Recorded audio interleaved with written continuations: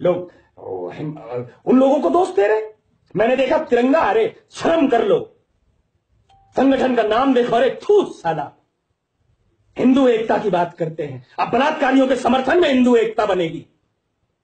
साले हमारे समाज को भी वैसा ही बना दो, बलात्कारियों का समाज। अब यही तो रह गया था बाकी, अब यही करना बाकी रह गया था।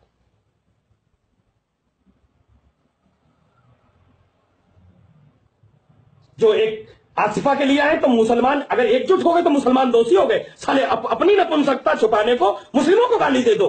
वाहरा हिंदुत्व, वाहरा हिंदुइज्म, वाहरी तुम्हारी कट्टर हिंदू सोच।